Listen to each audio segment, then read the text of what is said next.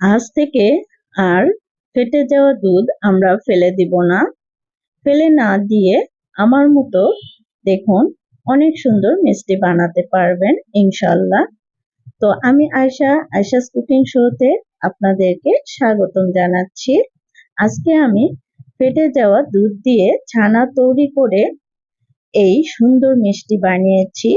আশা করছি আপনাদের কাছে অনেক ভালো লাগবে। ভালো লাগলে লাইক, কমেন্ট, শেয়ার করে দিবেন। তো ভিউয়ার্স, তাহলে শুরু করি। প্রথমে আমি শিরা তৈরি করে নিব। তো একটি কড়াইতে আমি একদম দোকানের মাপের 1 কেজি চিনি নিয়েছি। চিনি দিয়ে দিচ্ছি কড়াইতে। তারপরে 250 গ্রাম কাপের এখানে 7 কাপ পানি দিয়ে দিচ্ছি এবং ভালোভাবে নেড়ে দিচ্ছি। নেড়ে চিনিটা গলে গেলে আমি চুলা অন করে দিব। এখানে প্রায় 5 থেকে 6 মিনিট অথবা 7 মিনিট জাল করার পরে আমি ঢেকে দিলাম। ঢেকে দিয়ে নামিয়ে নিচ্ছি। নামিয়ে নেওয়ার পরে আমি একটি বড় প্লেট নিয়েছি। প্লেটের ভিতরে 1/3 কাপ করে 2 বার ময়দা দিয়ে দিচ্ছি। 2 বার দেওয়ার পরে আরো 2 টেবিল চামচ ময়দা দিয়ে দিলাম। তারপরে দিয়ে দিচ্ছি সুজি 2 টেবিল চামচ এবং 2 টেবিল চামচ চিনি দিয়ে দিচ্ছি এবং দিয়ে দিচ্ছি 1/3 কাপ গুঁড়া দুধ। এখানে 1/3 কাপ করে আমি 2 বার দিয়ে দিচ্ছি।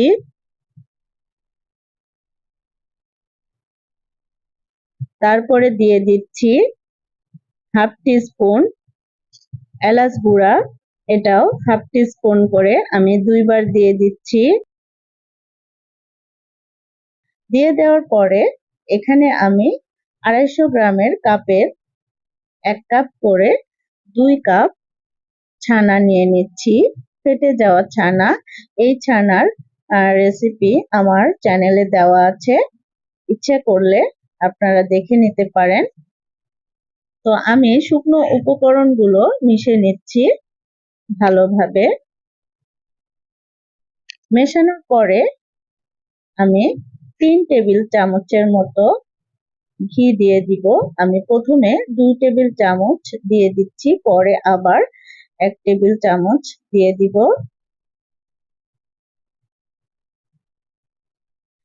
ঘি দেওয়ার পরে আমি ভালোভাবে মিক্সড করে নিব, মেখে নিব।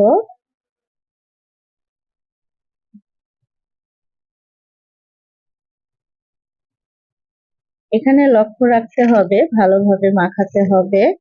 না মাখালে আপনার মিষ্টিটা ভালো হবে না। এরপরে আমি ছানা যে নিয়েছি সেই ছানা মেখে নিচ্ছি।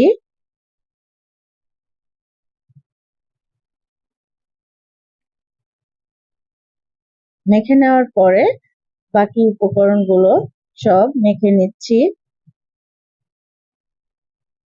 অল্প কিছুক্ষণ মাখার পরে আমি এখানে হাফ টিস্পুন করে 2 বার বেকিং পাউডার দিলাম। আপনারা বেকিং সোডা দিতে পারেন।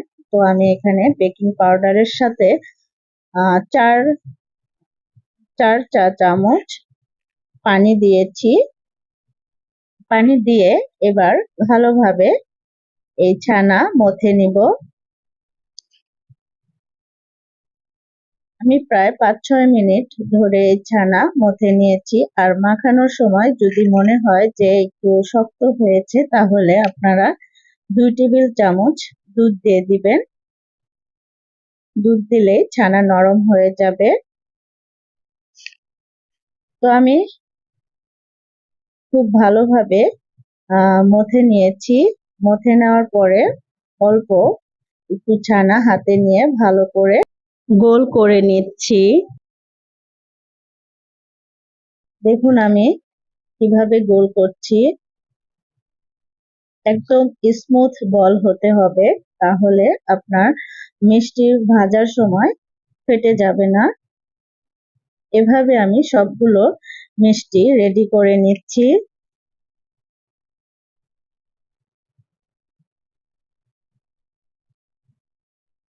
2 হাতে তালুতে নিয়ে সুন্দর করে মিষ্টির শেপটা দিতে হবে। তো ভিউয়ার্স, আমার সবগুলো মিষ্টি বানানো হয়ে গেছে। এবার আমি তেলে ভেজে নিব। তেল পর্যাপ্ত গরম হয়ে গেছে। সবগুলো মিষ্টি দিয়ে দিয়েছি। এবার হালকাভাবে প্যানটি ঝাঁকিয়ে দিলাম। দেওয়ার পরে আবারও চামচ দিয়ে দেখুন কিভাবে আমি নাড়া দিচ্ছি। একদম লো হিটে আমি এই মিষ্টিগুলো ভেজে নিচ্ছি। তো ভিউয়ার্স, ব্রাউন কালার এসে গেছে, আমি আর কালার করব না। তো এবার আমি সবগুলো মিষ্টি উঠিয়ে নিচ্ছি।